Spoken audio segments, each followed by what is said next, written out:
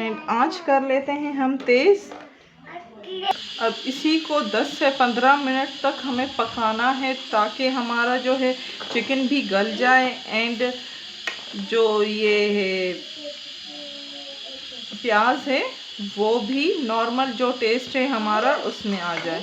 तो 10-15 मिनट के लिए इसी को पकाएं एंड हमारा पानी भी कम हो जाए। कढ़ाई हमें बनानी है कोरमा टाइप की, तो कोरमा में इतना ग्रेवी नहीं होती है, तो आप अगर चाहें तो ग्रेवी कर सकते हैं। वो आप पे डिपेंड करता है कि आप किस तरह का वाइट कोरमा बनाते हैं। मैं इस पानी को बिल्कुल सुखाऊंगी एंड हमारी वाइट कढ़ाई जो है कोरमा उसका पानी बिल्कुल सूख चुका है एंड अपने नॉर्मल शक्ल पे आ गई है।